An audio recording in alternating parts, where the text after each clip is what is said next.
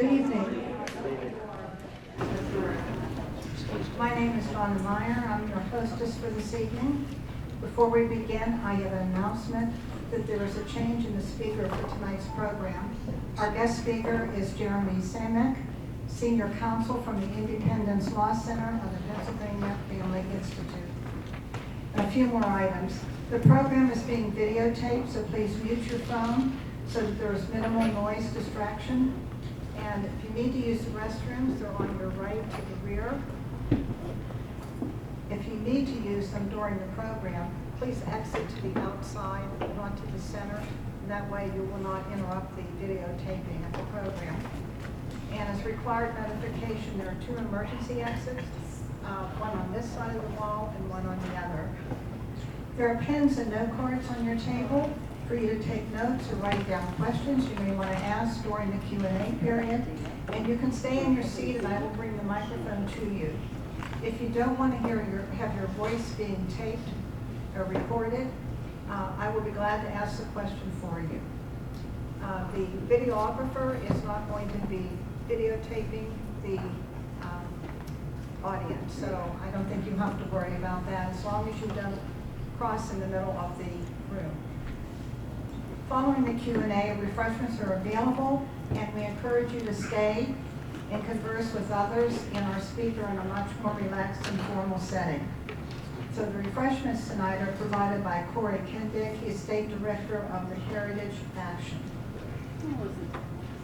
Our committee, we call the Concerned Parents and Taxpayers of Monroeville and Pitcairn, welcome you to this community outreach program regarding current issues confronting school boards and the importance for the public to be involved and attend school board meetings and ask questions.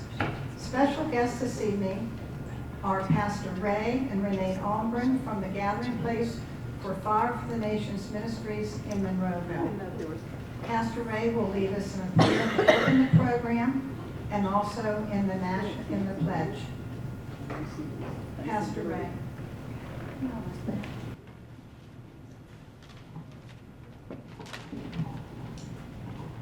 Hey, thank you all for being here tonight. Before we pray, I just want to acknowledge the difficult week that we've had. I don't have to tell you how difficult a week it is, but where I'm from, I'm actually from Pittsburgh. I grew up in Pittsburgh, but I live in York County now for about the last 10 years. And we just had another shooting with police officers, and the last time I checked, 3 of them have passed away, and there are 2 who are still in the hospital. And so this is a difficult week for our country. This is a difficult week for followers of Christ to see the type of situation. But I do want to remind you that God is sovereign. Each generation has to face different difficulties. They come from different places, they come in different forms, but ultimately the enemy is still the same. Satan, his demons, it's the same thing. And as Christians, we need to continue to be faithful. We need to continue to be in prayer. We need to continue to surround each other, to continue to speak truth, and to do so with love. And so as we pray, Pastor, I would love for you to pray for us. Let's keep in mind those police officers as well as the other things I'm sure you're aware of. It's interesting that you mentioned the generations, because I felt to pull prayers from prior generations. I'm going to read the prayer and then I'll identify who they're from. The longer I live, the more convincing proofs I see of this truth. God governs in the affairs of men. Not really a prayer, but it was part of Benjamin Franklin's praying for guidance during the Constitutional Convention in 1787. This is Abraham Lincoln. We have been the recipients of the choicest bounties of heaven. We've been preserved these many years in peace and prosperity. We have grown in numbers, wealth, and power as no other nation has ever grown. But we have forgotten God. We have forgotten the gracious hand which preserved us in peace and multiplied and enriched and strengthened us. And we have vainly imagined in the deceitfulness of our hearts that all of these blessings were produced by some superior wisdom and virtue of our own. He prayed that during the Civil War in 1863. No greater thing could come to our land today than a revival of the spirit of religion. a revival that would sweep through the homes of the nation and stir the hearts of men and women of all faiths to a reassertion of their belief in God and their dedication to His will for themselves and for their world. I doubt if there is any problem, social, political, or economic, that would not melt away before the fire of such a spiritual awakening. That was President Franklin Delano Roosevelt during a radio address in 1936. Heavenly Father, today in this divided nation, we join our hearts in agreement with these prayers and with one another, confessing that we in America, individually and collectively, need you now more than ever. Let your kingdom come and your will be done. In Jesus' name, amen. Now if you'll join me in the Pledge of Allegiance.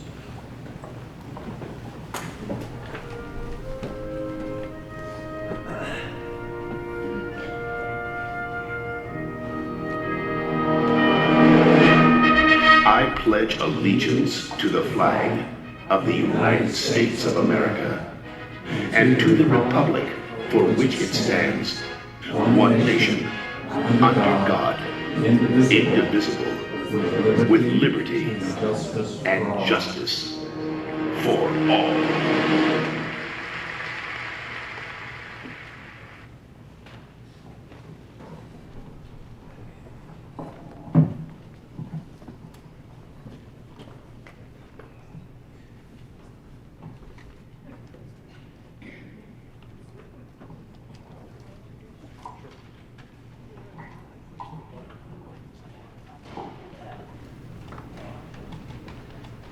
It's my honor to introduce our speaker for this evening.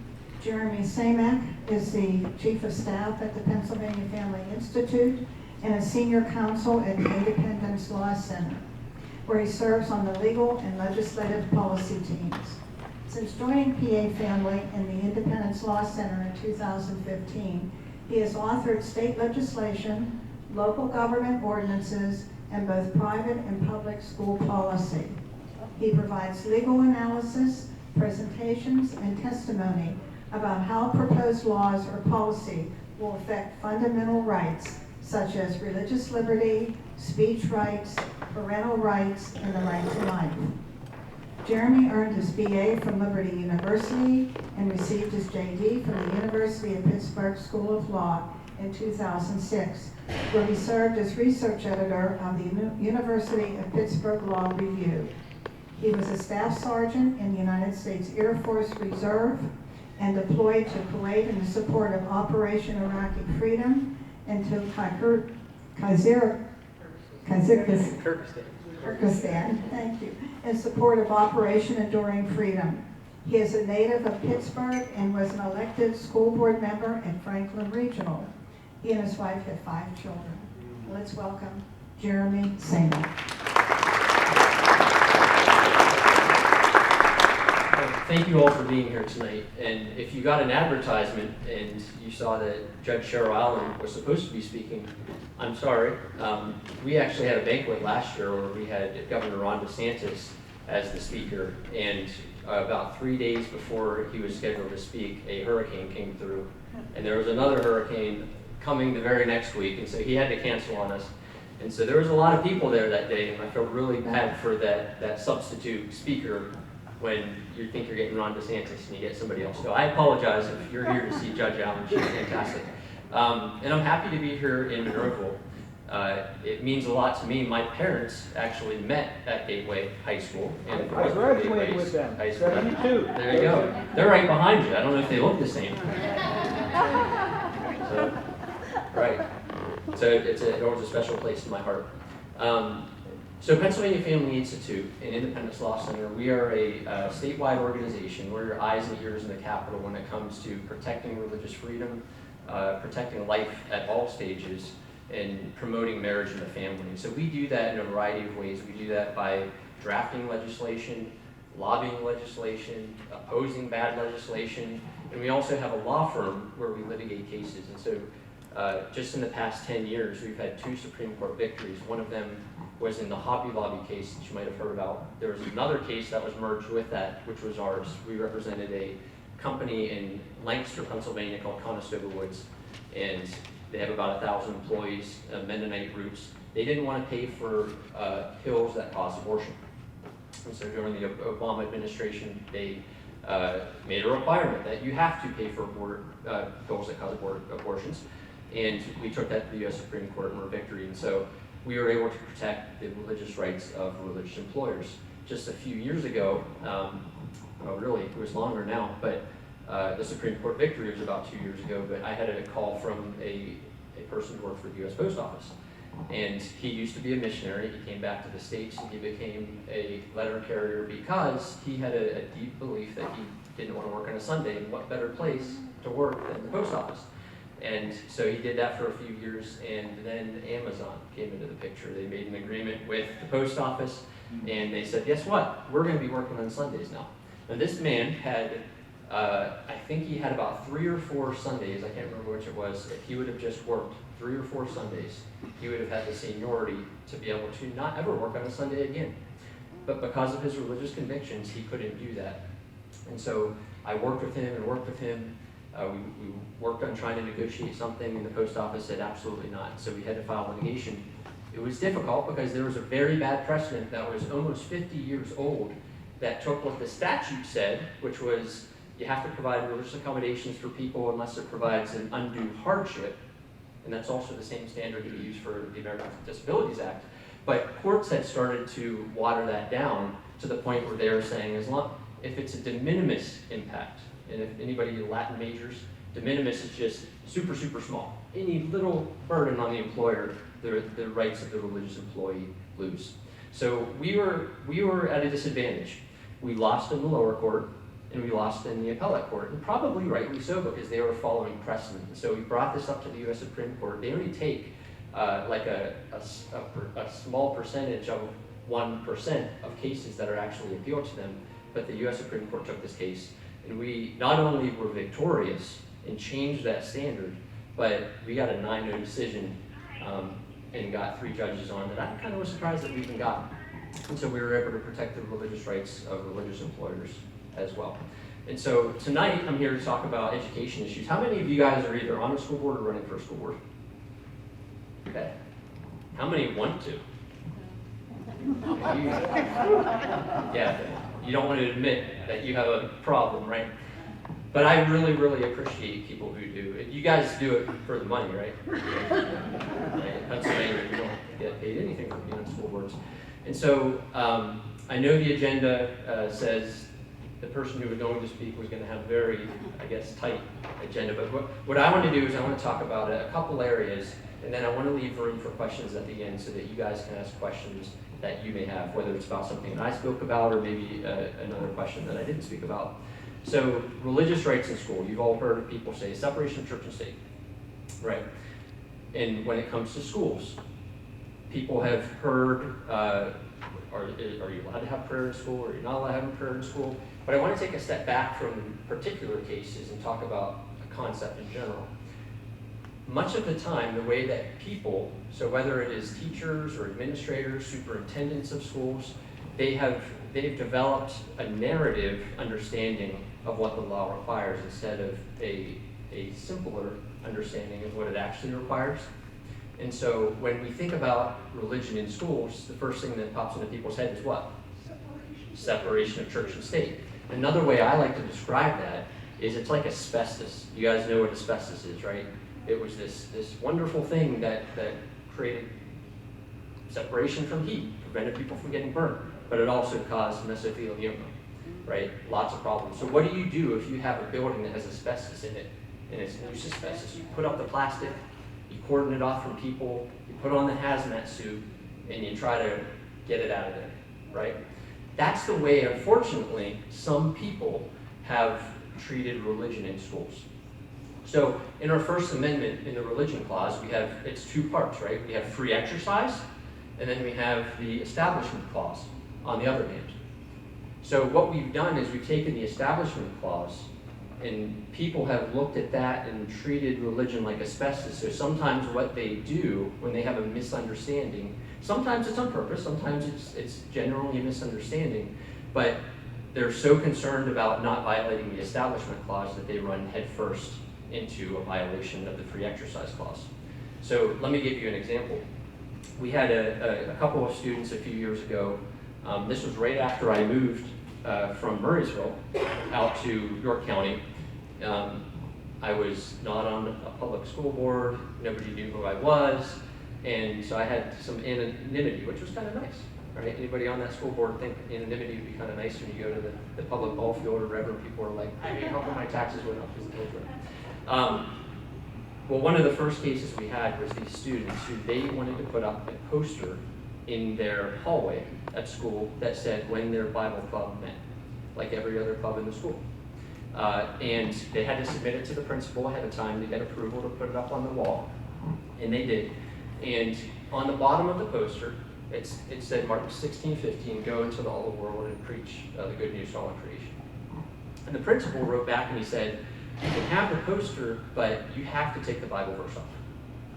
Because we can't have a Bible verse in a public school. This is a public school, right?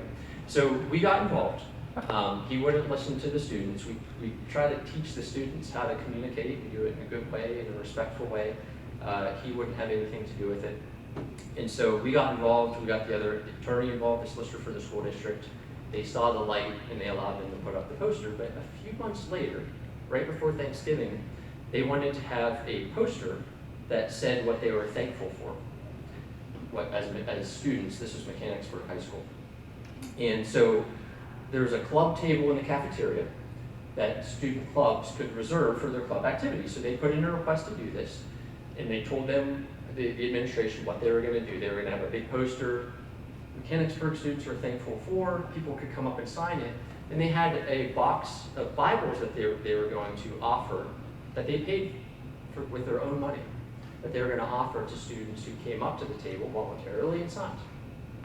And they put in their request, and the principal wrote back and said, you can have the table, you can do the poster, but you cannot hand out Bibles during the school day on school property. The only time that you can hand out Bibles is 30 minutes before or 30 minutes after school on the public sidewalks bordering school property.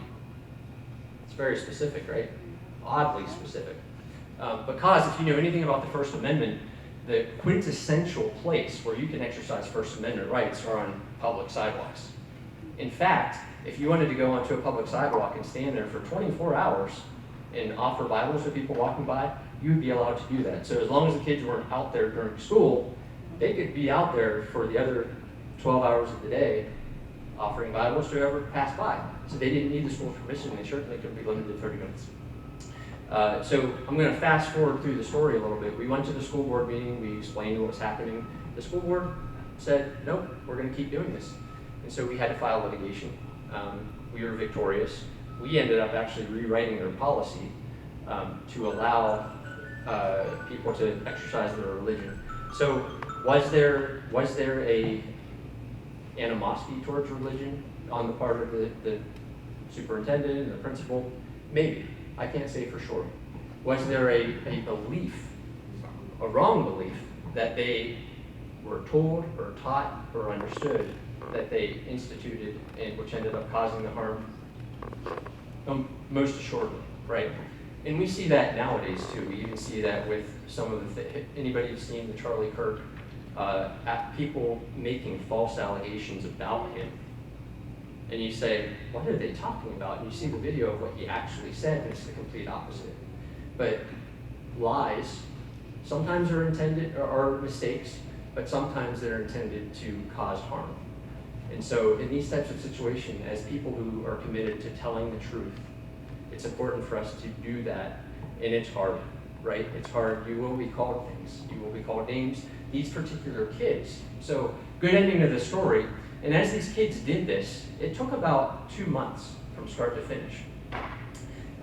You would think that churches in the area and people in the area would have been very supportive of these kids, right? Well, you all know how social media works. There were people who were spreading rumors online that these kids were forcing people to take Bibles and beating them over the head with it. The truth was they never even brought these into the school. All they did was ask permission. That's the only thing they did. I talked to some pastors when I went to the school board meeting for the first time. to explain what had happened after they initially said they were not going to do anything. There were some religious leaders from the community who came. Great, right? Well, the 4 that got up to speak, I won't tell you which religious denominations they are, but they got up and they said, I'm glad that you're not letting kids have Bibles in school because the Bible is evil. It condones slavery and it filled with hateful blah, blah, blah, blah, blah, blah. So we had one pastor who came who wasn't planning on speaking, but that caused him to want to get up and speak. But many, many others didn't come because they didn't want to get involved, right? We see this time and time again in a lot of areas. So these kids were facing, they were stressed out. And when we talk to clients, we tell them ahead of time, listen, you need to count the cost for what may come. But because of their faithfulness, what ended up happening was not only did they have religious freedom for their school, but our interns that summer did research on the other 500 school districts in Pennsylvania. We found 50 other school districts that had the same or identical policies, written out policies, that did the same thing that this school did. And because of their faithfulness, those ripple effects carried over to those other 50 school districts in Pennsylvania. It didn't even stop there because there was a number of cases that came from it. I'll just tell you about one of them. A woman had a second grader, I think, that it was a Valentine's Day party, and they had made these Valentines, you know how you go around and people make a box, and you stick it in the box. They were doing that, and the Valentine said, and it was handwritten by this kid, roses are red, violets are blue, someone loves you, here's a clue, John 3:16. The teacher, and it was shaped in a heart, and it had a little pencil through it with hearts on it, very cute. The teacher saw these being passed out and put into the box. And she went around and she started collecting them out of the box. She brought it to the principal. Principal calls mom and says, hey, your student can't pass out things that say John 3:16 on it. Here's what we can do though. How about we just cut off John 3:16? And the mom said, I don't want to do that. First of all, it's in the shape of a heart. It wouldn't be in the shape of a heart anymore. Second of all, there's no clue. So that's kind of weird. Like, what is the clue? They could give him the card and they're the one who loves him. I don't know. Let's not do that. So what she did is she called us because she saw a news article about the Mechanicsburg case. And she said, I don't have any money. I don't have any money to be able to afford an attorney. But I just wanted to call and see what the answer was here. Am I in the right? Am I in the wrong? And I said, we do all of our work pro bono because we have people that donate to us so that we can do this type of work. And we would be glad to help you out. And so we were able to call the school, talk to the solicitor for that school who had a little bit of misconceptions. He said, well, if we allow religion, don't we have to allow like the KKK for kids putting KKK things? No. Are you serious? Explained to him why, gave him cases why. He's like, boy, you know, I'm really glad that you called. I have other schools that I'm a solicitor at as well that are doing similar things. So you see, the faithfulness of one person can have huge ripple effects. Each one of you in this room has a sphere of influence, right? It might not be Charlie Kirk's, it might not be whomever, but God has put you in a place where you can have an impact. So do it faithfully, right? I want to move on to talk a little bit about some of the hot button topics like locker rooms, bathrooms, shower facilities in public school. So I'm sure a lot of you have, if you're even remotely involved in the school issues, girls' sports. We have been, sometimes we sue schools, but we also represent schools, including public schools. So we have right now 14 public school clients where the school board has retained us to help them to write policies on this issue. And so let's talk a little bit first about, and we just filed with the U.S. Supreme Court a amicus brief on behalf of 21 public school districts, making up, I think there was 56 individual school board members that signed on to this, asking the Supreme Court to rule in favor of girls' sports protections. And so we've seen some really wonderful things over the past 5 years. Very difficult whenever Joe Biden was in office. But I want to tell you just a little bit about this so that we're able to talk about it more effectively. So you can talk about some of the legal issues. If you have specific questions, we can feel free to contact us and we can talk about some of those. But just as a matter of course, what's the first thing that people do when you start talking about these issues or accuse you of when we're talking about bathrooms, locker rooms, sports on the other side? Sometimes they say racism, which is kind of funny. It's like, I don't think any of it has anything to do with racism, but you're right. Just discrimination, right? They point a finger at you and they say, you're a discriminator, right? Well, I have 5 kids, and this is something that I've told them before. I'm sure that many of you have done the same. When somebody's pointing a finger, why do parents say, don't point a finger at them? Why? Because there's 3 fingers pointing back at you, right? So I want you to remember that when people point a finger at you in the context of sports, bathrooms, and locker rooms. Because they say you're discriminating based on gender identity, but there's 3 fingers pointing back at them. What they're actually asking for is to discriminate on the basis of gender identity. They're saying, I want to separate bathrooms and locker rooms and sports on the basis of gender identity, not sex.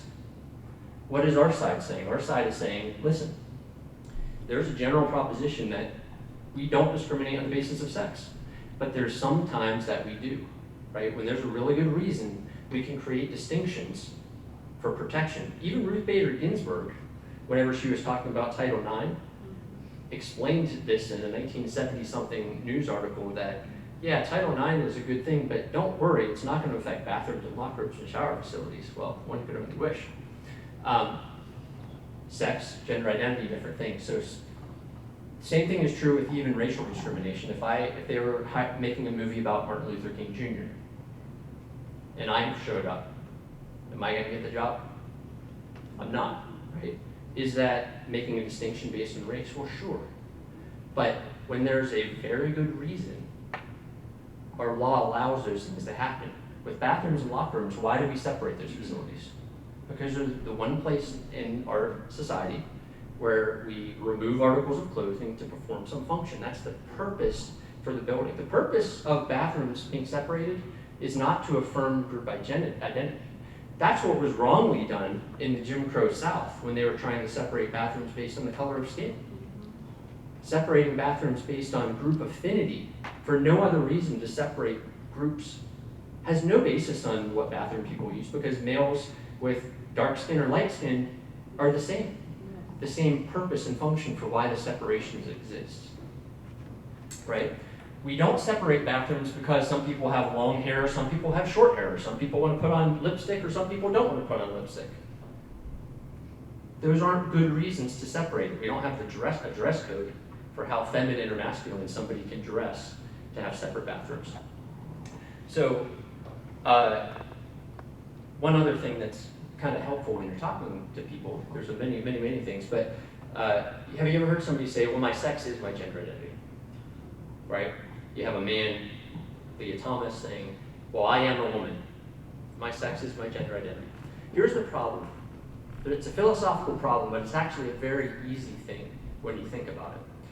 Every time a person says that I'm transgender, every time somebody says I'm transgender, they're communicating 2 principles.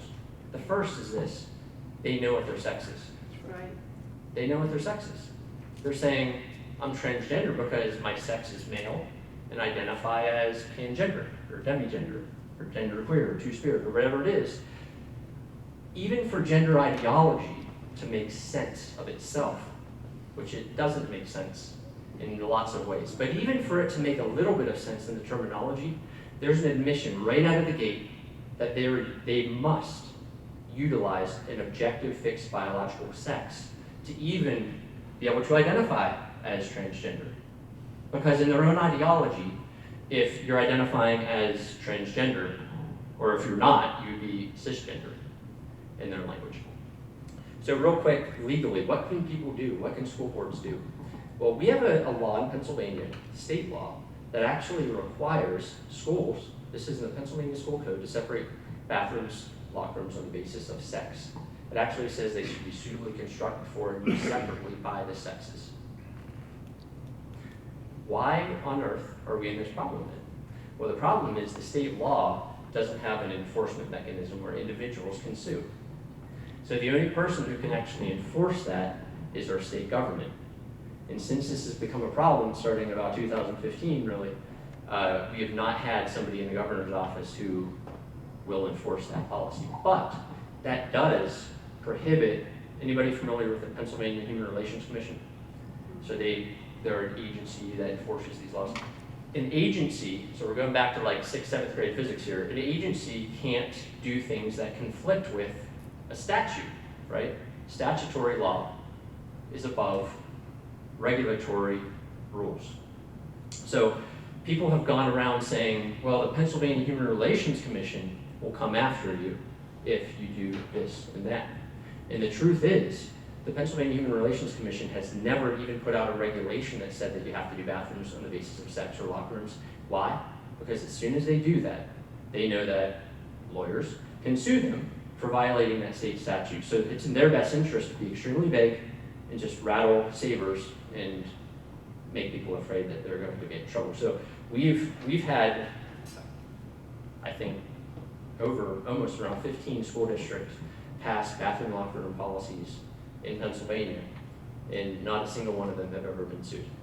If you go on our website on independencelaw.org, we have a analysis page that you can learn more, get more deep information into the legal aspects. You can see some model policies. And then 2024 happened, which, wonderful, wonderful. We now have the federal government on our side, and you guys heard about Penn University, who was the university who had the male and the girls swim team? Well, they've now had switched not only for sports, but also for bathrooms and locker rooms. And that's happened in other areas as well. But we still need school boards to step up and put these policies into effect. Same thing is true with sports. I'm not going to talk too much about it this year. I think you guys look like you're up to date on the rationale and why we have separate sports, right? Anybody need a primer on why we should have separate sports? No, I didn't think so. So the final thing I want to talk about before we open up to questions is the issue of sexually explicit materials. Have you guys heard any controversies like that around here? Yeah. You guys see that? Okay. What happens whenever you start saying, hey, you know, we should have some standards in place that make sure that we don't have like pornographic, sexually explicit stuff in the library? What do they call you? Censors, book banners, Nazis, all of those sorts of things. Interestingly, you even hear attorneys sometimes say, boy, you can't make any limits because that would violate the First Amendment. Well, there's actually a number of cases that have come along since the 70s that have upheld the right of school districts in particular to set age-appropriate standards for what they put in their libraries. The ACLU has sued lots of schools trying to scare them. Sometimes they just give up, but numerous times the ACLU has lost. There's actually more recent ones now, but there's one in 2022 out of Missouri where I think they alleged they were book banners like 35 times. And the judge rightly criticized the ACLU and said that kind of language has absolutely no place here. Absolutely no place. School districts have the right and even the obligation to set standards in place when it comes to sexually explicit content. But here's a really important thing I want to leave you all with. When you see people talking about this issue, the one side's calling the names, right? And the other side is often saying things like, this is pornographic material, it's pornography, right? It's grooming and things like that. Let me tell you why, and sometimes it is. Sometimes it's not, but sometimes it is. It's not very helpful, especially in the context of when a school district is making policy, and here's why. Pornography is actually prohibited from schools. It's prohibited to give pornography to children. But what is pornography is a very, very, very, or obscenity rather. Obscenity is the legal term that courts have put together, and there's like a 3-part test to determine whether something is obscene. And part of the test is, does it have any literary or scientific or political value? When you look at that test, it's almost impossible, unless you're looking at a Hustler magazine, to say this material has no literary value. And that's the hook. That's why the other side, even when a school board says, let's put some good standards in place, and then they say, let's either say, we're not gonna allow obscene material. Solicitors often will throw that in as, okay, we're good, right? We're fine. Or they'll even list out the elements thinking, okay, this looks like we're doing something good. Or they'll put together a panel of people who will review a book that's challenged. But after you go through it and you say, well, only 4 of the pages have pictures of people having sex with each other, showing everything. And I'm not kidding. Only 4 of the pages, and there's 100 pages in the book, so it's a smaller amount. And they're looking at the legal definition for obscenity, for things that can be outright banned, prohibited from being sold, and people go to jail for giving to a kid. So here's the problem. The obscenity standard is way too high of a bar. What we're actually saying when we put obscenity as the bar, we're saying as long as I won't go to jail for putting it in the library, then it belongs in the library. I don't think the standard for what belongs in our junior high school and high school libraries even should be, if you violate it, you go to prison, but anything below going to prison is perfectly fine. Because there's tons and tons and tons of sexually explicit material that you wouldn't go to jail for, but doesn't belong. It's not appropriate for minors. So that's one of the first things that conservatives make big mistakes on, is utilizing the standards that are, can we outright ban a book from possession? And if you do give it to a kid, you're going to jail, as the only standard in place for what our kids should be reading. And we only have about 10 minutes left, so I will open it up to questions. If anybody has any. Yes? I read on Wikipedia that Pennsylvania is in a minority of states where the school boards have the legitimate power to take a statute from the state legislature, and if they don't believe it helps the students, they can say we're not following this. Am I right in understanding that? I think I read there's only 8 states where the school boards have that power. It totally depends on the context of which statute it is. So if there are some things that are mandatory that a school would have to follow.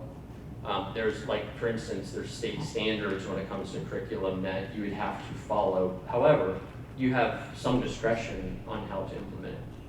Okay, so that's one part. Yep. That's mandatory.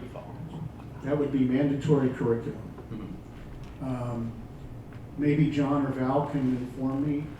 There are standards with Gateway where books have a review period. Is that not true? John or Val? That is true, isn't it, Cheryl? There's a review period for every book that is bought by the district.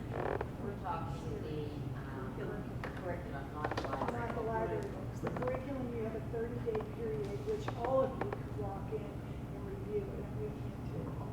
That's correct. 30 days, public discretion. You can come on over, make arrangements, and sit there and read. Right, so there's a difference between curriculum, and even what you said was a little bit inaccurate. So the state doesn't even require the curriculum. They will require certain standards, more overarching standards, like you have to teach like this aspect of biology. You as the board get to determine how that's done, how to accomplish that, which book to use. And so there is discretion there, and it's hard, and there's not a lot of time during board meetings to go through all of that, but there are ways out to not just rubber stamp every single thing that comes across. For library books, often the way that it works, and I have sympathy for the librarians, because when they purchase books, they're not doing it based off of, I've read every single one of these and flipped through every page. What they usually are doing is utilizing book review sites, most often affiliated with very left-wing universities. And so one of the things that we've helped school boards do is put in language that specifically says that those can be used, but any determination as to age appropriateness of the material shall not be determinative. Because they'll often just say, well, this book review site said it's fine for junior high school students, and you look at it and say, not only is it not fine for junior high, we shouldn't have it for high school either. It's good to have that in there, and then also to have standards that are different for elementary, middle, and high school. Because, like, I think it was you that said, what did they accuse you of racism? Well, The reason that a book is challenged and removed from the library might be because they show graphic depictions of people engaging in sex acts on each other, not have anything to do with the makeup of the people who were involved in it or the color of the people who were involved in it. But if it happens to be written by an author of a different race, what did the newspaper say? You removed a book written by an author, a black author, right? So that's the allegation. So if you have standards in your policies, the librarian can point to that and say, and it's really unfair to the librarians, right? Because if there are no standards written down, then it has to be subjective in their own minds. And that's unfair to place that on one person. So when you have those standards in place that say, hey, we're not going to have visual pictures of people engaging in sex acts, you can point to that and say, see, Game of Thrones, the illustrated novel, shouldn't be in the school building. And it's not banning them from owning it. If a parent wants to give it to them, the parent can give it to them. But we have a finite amount of space in our library. We have a finite amount of time for our curriculum. We want to pick the best materials that we possibly can. And there's a lot better stuff out there than this.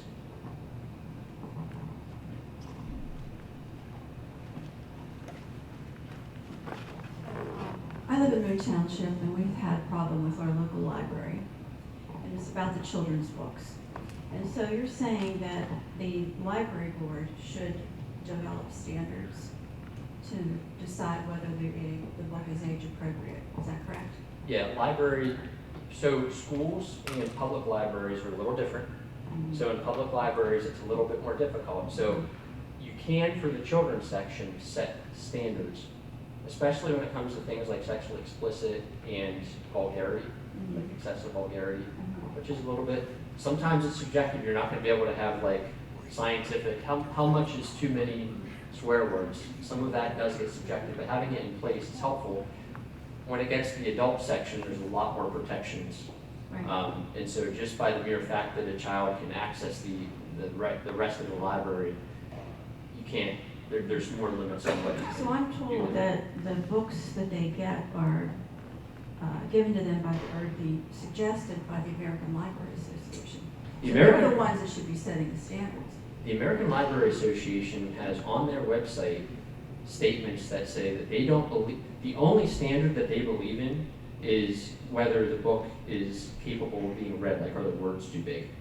They believe that there should be no standards when I it know. comes to those kind of That's a things. problem. That's a huge problem. Mhm. The last, I think it might be the current president, which is a self-described like Marxist socialist individual. So what do you do? The individual boards should be the ones making. So we need to have people in library boards that are conservatives. Yes, that's very helpful. And if we make the standards, it's just subjective. No, you can't make a perfectly objective standard, right? So when you say that something, if one of the standards that some library boards have put in place would be when you're talking about descriptions, so explicit descriptions of sex acts, okay? What is the difference between an explicit description or something that's not explicit? You really can't infinitely go back and narrow that down to like how much of this or how much of that or how many times. But just by the fact of having it, most of this material, when you look at, people can make a fairly objective decision. The most important part is this: there are First Amendment protections for libraries, right? You can't remove material because I don't like capitalism and I would remove books written by like the Tuttle twins because it talks positively about capitalism, or vice versa. You can't remove a book just because it talks positively about socialism. That would be viewpoint discrimination.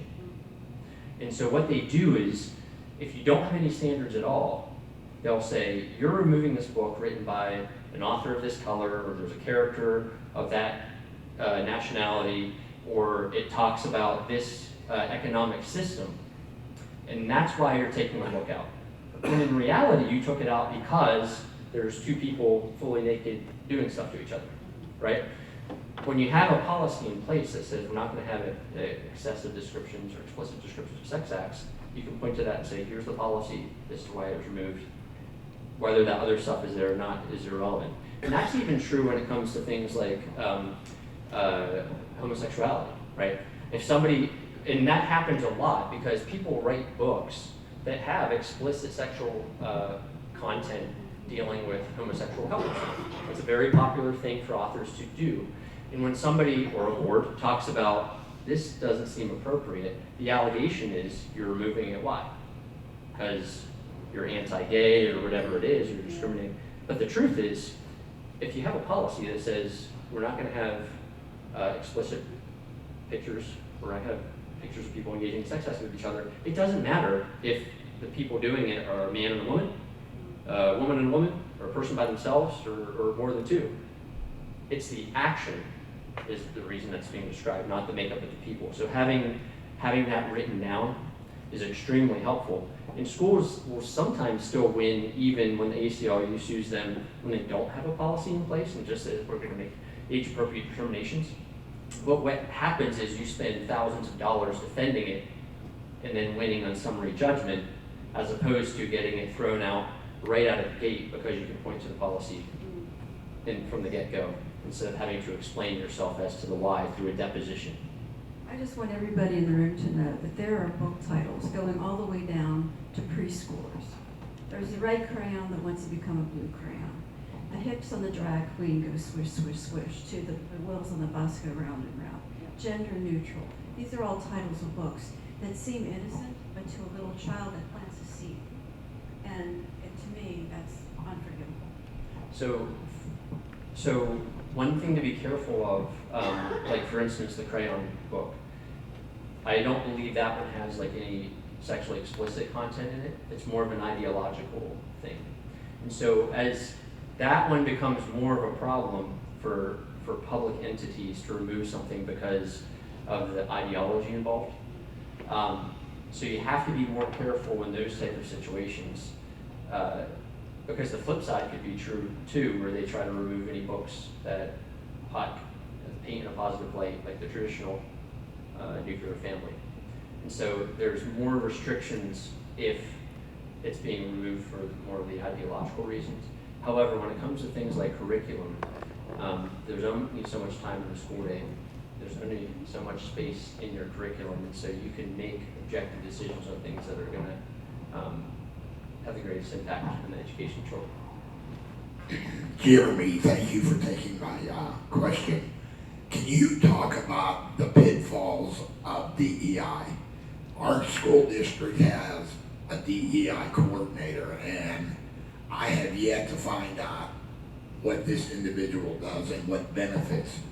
But I think there's more negative to the DEI. Can you get a little bit into that? And I would love for any school board member to answer why they support it. We could probably have another hour just getting into all of that, so that would be a lot to unpack. But the first thing I'll say is with DEI, and if you watch any Charlie Kirk videos when he's discussing this issue, you'll see this a lot. There's a lot of misunderstanding when people are talking about DEI. I'm pretty confident that with the majority of the people here, if I just answered the question immediately, everybody would know what I'm talking about. But there are a number of people in society that think that DEI means that we just want people of all sorts of races and all sorts of belief systems to work together and live together. That's not what DEI is, right? So we need to first define terms of what it is. Diversity, equity, inclusion, and specifically, when they define these things, the Pennsylvania School Board Association actually has a handout. It used to be on their website, I don't know if they took it down yet. But it goes through and they say, hey, good words and bad words. Bad words, equality. Good words, equity. And you get into this you understand, like, I'll give you an example. I have a daughter who has Down syndrome, right? So are you gonna treat her to the same exact standards as somebody that doesn't have Down syndrome? Of course not. She's not gonna be doing Algebra 2 in 7th grade, right? So you provide assistance, Americans with Disability Act. We provide accommodation for people who need it. But for people who are equally made in the image of God, who have equal opportunities when it comes to you're in kindergarten, you're in 1st grade, or in 2nd grade, you might not come from the same backgrounds.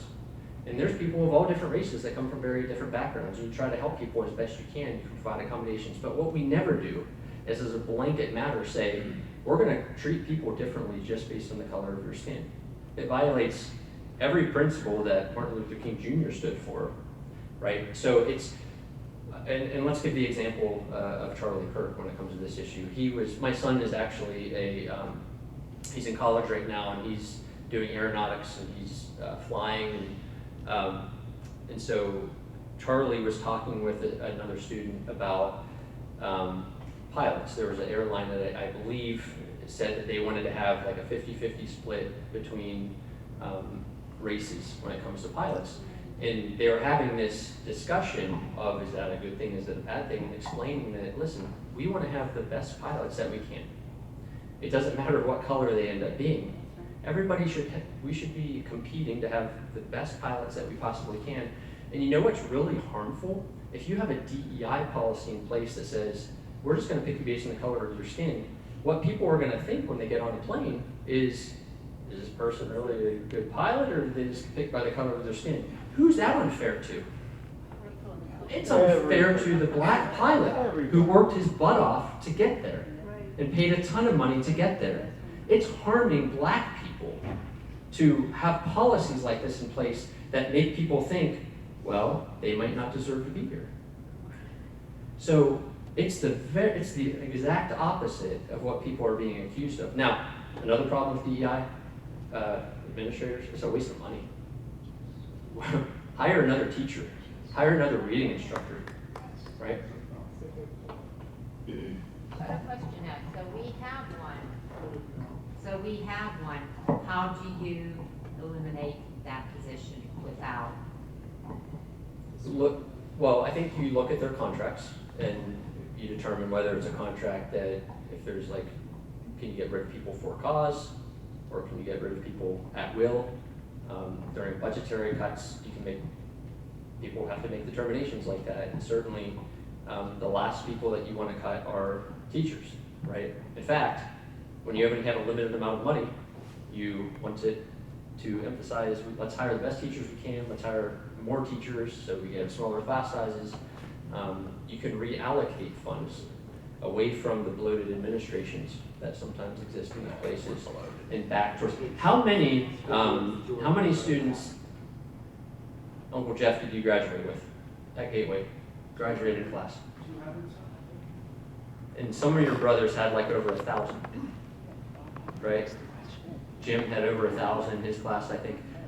We have smaller classes now, but huge administrative sort of bloat. Now, in their defense, there's a lot more like regulatory type stuff and things that people have to deal with too. So there is some legitimacy, but it can be too much, and that's certainly a position that is not necessary. Thank you. Can you speak more to, you had mentioned 15 school districts in PA passing bathroom policies without being sued. I was looking on your website really quickly. Could you just give a little bit more information about that? That school districts have passed policies that separate bathrooms based on sex. What they do is, just like we do when we need accommodations for disability or accommodations for religion, if there are people who don't want to use a bathroom, a multi-user bathroom, so multi-users are based on sex, if there's people who don't want to use a bathroom for whatever reason, it could be that they haven't gone through puberty as fast as the rest of their classmates. Sometimes if you, like when my daughter was younger and I'm in a public place with her by myself, it's difficult. Do I take her into the girls' bathroom? Do I take her into the boys' bathroom? It's great to have single-user bathrooms. When you have elderly couples, and you might have the husband has to take care of the wife, and the wife has to take care of the husband. It's wonderful to have a single-user bathrooms available so that they can help that person that they're with, or students have disabilities that need an opposite sex caretaker that's approved through the parents and all that. So having those types of accommodations available for students who need them is the one aspect of it. Another aspect is to put something in there that says when you are going to build new school buildings. So with ADA, whenever ADA was passed, they said that you don't have to go out, and every building that exists in this country has to immediately go in and put elevators, right? But when you're building a new building, you make it compliant with ADA, because otherwise you just bankrupt everybody. And so putting something in your policies that say, as we build a new building, or if we do a substantial remodel of like one aspect of the building, we're going to try to increase the amount of single-user facilities that are available to be able to accommodate all of the different people in our society that can benefit from them. We've helped a number of those school districts do some remodeling right from the get-go. So, been on an airplane bathroom, right?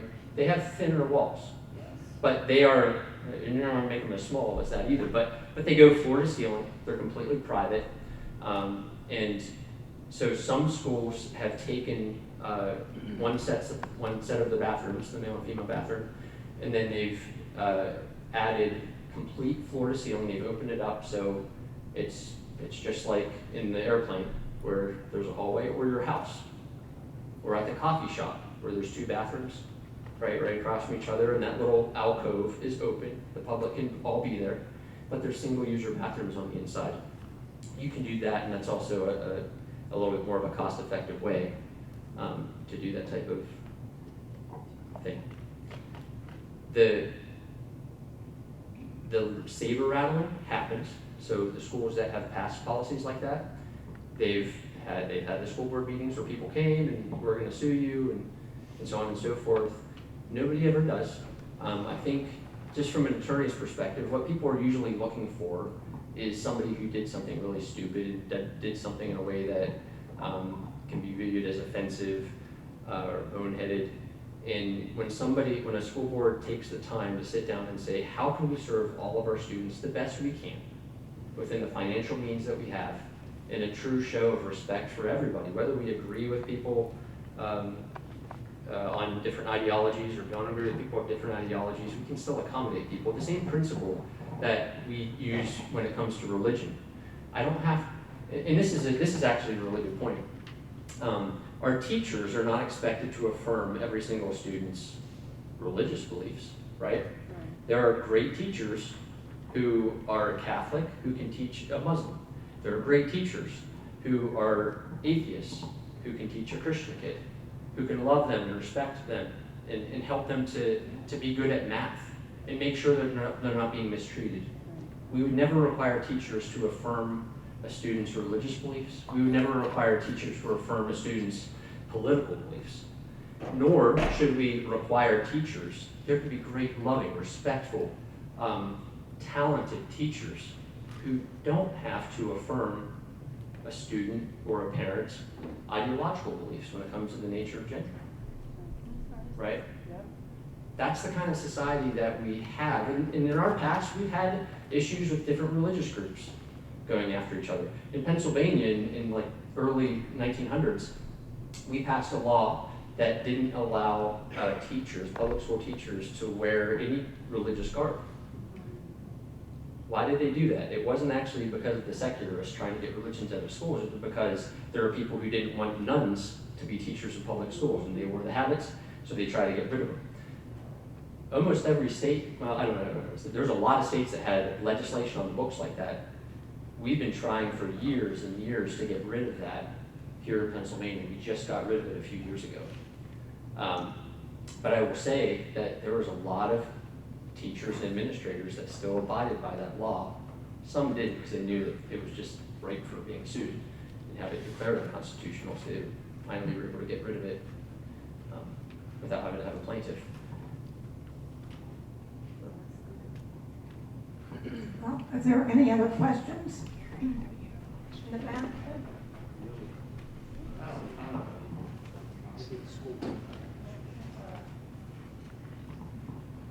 I came a little late, so perhaps you covered it already.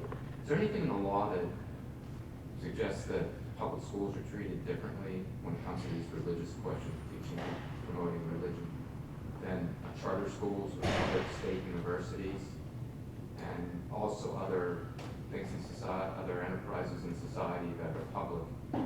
Is something special about the public school system that falls in some regulations about? Not so much in regulations or legislation. It's more about how court cases have developed. So with colleges, even if it's a public college, the students involved are all adults. And so there's more tolerance for teachers being more, I Almost. guess, direct. Some little kids do take college classes.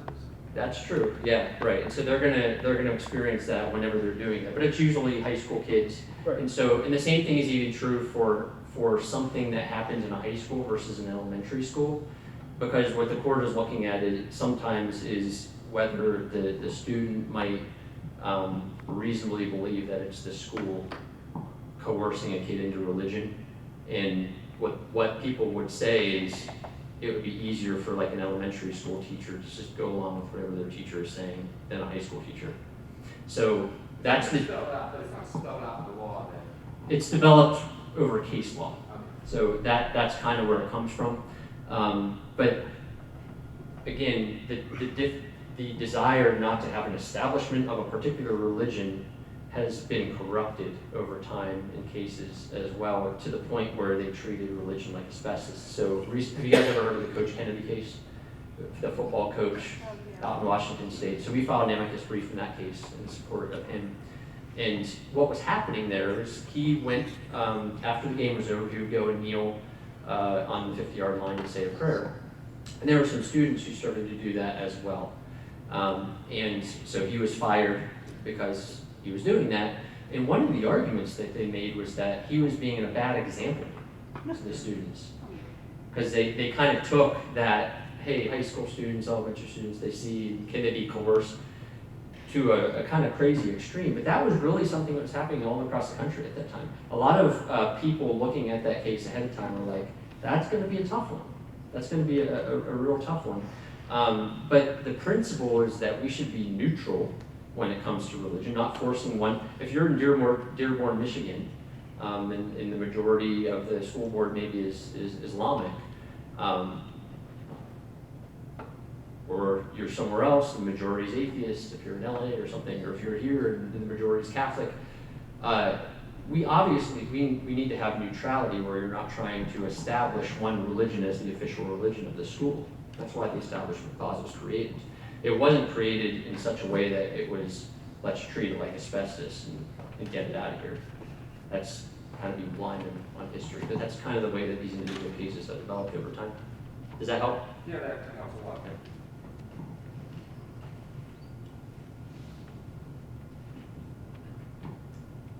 Hi, I'm sorry if I'm being obtuse. That's okay. I'll try to make this quick. So are you saying that these different districts are trying to create a policy for like the bathrooms to serve as many of the student body as possible to care for their constituents? Are you saying that they received pushback? People were calling them discriminatory for trying to input single-use stalls and like family rooms and something like that? Yeah. Yeah, there are some people whose position is we want bathrooms to be based on gender identity instead of sex. And so they want people to be able to use, like for instance, Leah Thomas from Penn. If Leah Thomas wants to use the bathroom, they should be able to go to the girls' bathroom. They should be able to change in the girls' locker room. So there's a section of society that's what their belief is. Now I'll talk a little bit of the internal consistency. Gender ideology is not binary, right? So there's many, many different gender identities, and there's people who kind of make up their own. So when you have a binary system of multi-user bathrooms, what do you do with the people who are fluid, and the people who are two-spirit, and the people who are non-binary or pangender, demigender? Usually what the schools end up doing for that is, okay, well, they can go wherever they're most comfortable. And really, even students who identify just as, I'm a male but I identify as a girl, they have a problem there too, because if you told that student they can't go to the bathroom of their sex, that would be sex discrimination. If you told them you can't go to the bathroom of their gender identity, that would be gender identity discrimination. So really what we have is a category error. A lot of the case law early on in this area, bathrooms and locker rooms across the country, what they would do, they would start out with a premise that every student can use the bathroom or locker room of their gender identity except for these two students. And therefore, that could be a problem with the Equal Protection Clause, and so they would do a preliminary injunction in favor of the student. What courts along the way started to point out, and some of the dissenting judges in even those cases pointed out, was actually what's happening is the bathrooms aren't based on gender identity at all, they're based on sex. When you start from that premise, everybody's being treated equally. Because in the male bathroom, or female bathroom, every single gender identity is welcome in the girls' bathroom, as long as they're female, right? You can be pangender, demigender, genderqueer, two-spirit, you can be any gender identity you want to, as long as you're female. You can be any religion. We don't discriminate on religion when it goes to locker rooms and bathrooms. You can be any religion you want, as long as you're female. You can be any race, as long as you're female. You can be any sexual orientation. You can be attracted to whoever or however many people or whatever groups you want. You are welcome in the girls' bathroom. We had a young lady who was a track captain for her school at Hempfield School District, not the one here. I learned there's 2 Hempfields in Pennsylvania. And the school started letting a male into their locker rooms on their track team. Used to run in the male cross-country team, switched over, took spots from girls on that team. And she testified before not only her school board, but also the Pennsylvania State House when they passed the Girls Sport Protection Act that we wrote, and we were able to pass in the House and send it, the governor vetoed it. And she said, I welcome every single female into this locker room, and if somebody's mistreating them because of the way that they dress or what they believe or how they identify, I want to protect them. I want to be their friend. But I don't have to change in front of somebody, any male, to prove that I'm their friend. Let me give you one other example that kind of helps us to conceptualize what's happening. When you see the talking heads on TV, and they're talking about the gender identity bathroom, locker room type of thing, you often hear the one side saying, well, they just want to go in there and use the bathroom, right? Or change their clothes. So what's wrong with that? They're not hurting anybody, they're not violating, they're not doing anything otherwise wrong. And so the reason, there's two reasons why we have those separate bathrooms. When you allow people of both sexes into them, it does provide more opportunity for bad actors to take advantage of it. Like, that's just true, right? It doesn't mean there can't be bad actors of the same sex. That's true too. But it does open up more opportunities for bad people. But here's what the other side does. When you're on TV, they say, well, you're accusing people who identify differently as being sexual harassers or abusers or perverts or whatever it is, right? There's obviously bad apples, but that's not what we're saying when we're saying we should have separate bathrooms and locker rooms. Any more than when we say that a male maintenance worker shouldn't go in to unclog a drain or to change a light bulb while the girls are using it. Why don't we allow male maintenance workers to go in when the girls are using it? Is it because we think that all male maintenance workers as a class are perverts, bad people who would rape, take pictures, touch inappropriately? No. It's not smearing maintenance workers as a class of people. They can be a really nice man, gentle, loving, respectful. They could even avert their eyes, right, when they're in there. But the reason we don't allow them in there is because a woman's right to privacy doesn't spring into existence or cease existing merely based on what a male thinks. A woman's right to privacy isn't contingent on whether the male's a nice guy or not. A woman's right to privacy belongs to her. It isn't dependent on what a male thinks or if a male would do anything that would otherwise be wrong. Because when they talk about those other bad acts, those would be wrong even if I did it to another male. If I touched them inappropriately or if I took a picture of them or any of those things. That would be wrong for even a male to do to another male. So it's not a sufficient justification. Does that was well answer said. your question? Well said. In a way, it's just, so even in an effort to create like the airport single stall floor to ceiling, that was still met with shouts of discrimination and pushback. Yeah, and I think sometimes it's about the language that we use. I actually saw a board that passed a policy like this, and the way the newspaper reported it is that the board created gender-neutral restrooms. So what is a gender-neutral restroom? Well, it could be a single-user bathroom that everybody is fine with, like on the airplane or in the coffee shop.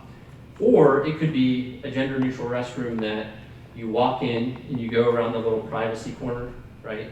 And then you have this common area where people can change, or if you spill ketchup on your shirt, you might take your shirt off and rinse it under the sink or something. So when we use imprecise language, like gender neutral restroom, people are like, what are you talking about?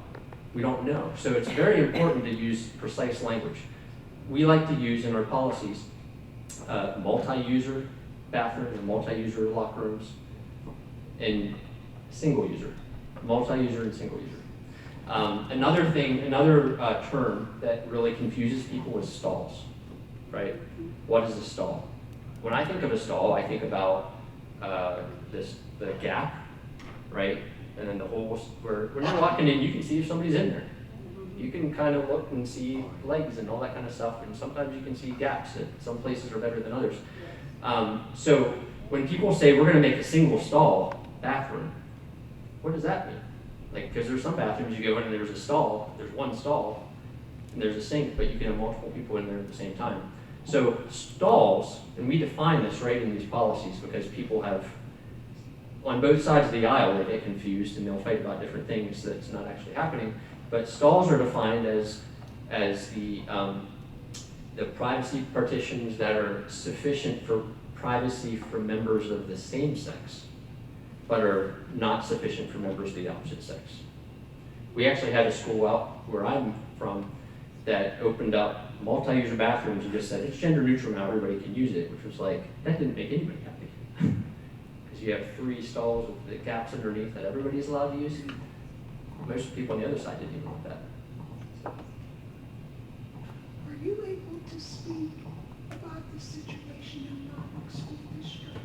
They recently passed policy regarding, I believe, transgenderism. Mm-hmm. Are you familiar with that? They passed policies on the sports and yeah. There were two policies passed. Okay. And both of them leaned toward traditional. Yeah. And of course, they got bled back. Could you repeat the question, please? Yeah, she said, am I familiar with the policies that they passed in Berwick School District? So Berwick is not one of our clients. And I can't remember which of the 2 they did. There's a third policy that we didn't talk about tonight dealing with like pronouns and names and how to deal with that. And so that was one of them. Yeah, so here's the quick primer. If people have to go also, I don't want to keep people all night because we'd be here all night. But I can answer the one more then. Well, answer that, and then we'll finish up. Okay. So when it comes to the pronouns and the names, the school districts that we've helped pass policies operate on a couple principles. The first is that parents should never be lied to about their children. And there's a number of school districts in Pennsylvania that have explicit policies that say, we are not going to tell the parents when their kid is going to use the opposite sex locker room, bathroom, when Johnny wants to be called Susie instead of Johnny. And when we talk to the parents, we're going to revert back to using the real pronoun and the real name to keep that hidden from the parent. Why do they do that? They say, well, parents could be dangerous. They could be abusive. They could be a problem. They could have trouble at home. Okay, so what do we do? I bet you every one of you in here, if you even are around kids once, like I have to do this like 1,000 times a year because I have 5 kids and they're all involved in sports and whatnot. We have to do our background checks and all of that. What do we do whenever we have reason to believe that a parent is abusive to a kid? We have to call a child line. We call CYS, right? That's what we do. What we don't do is not call CYS and then hide everything from the parents. You're violating the parents' due process rights, first of all. Second of all, you're creating lots of problems because if the kid is going through something, they're going to be in worse shape if their parents aren't involved in their life. So the first principle that these policies do is they say parents are the authority figures in their life. And we actually have really good case law in Pennsylvania when it comes to that sort of issue. But we're not going to hide that from parents. If a parent wants their child to go by a different name, then they can make the request that a different name be used. If it's a legal name change, they have to provide legal name changes. If it's something like Jeffrey, a legal name, wants to be called Jeff, that's fine. The policy says that when it's a name that it's a derivative or a nickname associated with the name, that's fine. Teachers can do that, they can ask that to be used. But if somebody wants to be called something that's totally different than their name, then the parent has to submit that request to the school. What do we do when you have somebody that says, I want to be called a different pronoun, and you have somebody else that says, I can't in good conscience call a male she, because I feel like I'd be lying to them. That would violate my conscience. There are some feminists who would say the same thing. They're not religious at all, but I would not call somebody that because that violates my feminist beliefs. What do we do with that? Well, if one person is asking for accommodation from the standard that we're going to use sex-based pronouns, which used to just be, you didn't need to write that down, but now I'm in a policy that says this is our standard. If somebody wants an accommodation from that standard, fine, you can provide an accommodation to them. However, we can't violate people's freedom of speech by compelling them to speak against their will, against their conscience. So that person can't be forced to say something that they believe would be a lie. So in practice, kind of complicated. How do we do that? Isn't it like a rock and a hard place? Well, not really. Because if this gentleman is in my class and I'm talking to him, I'm not going to say, what did he do this weekend? Right? You're going to say, what did you do this weekend? How are you doing? How are you feeling? You use you and I in individual communications.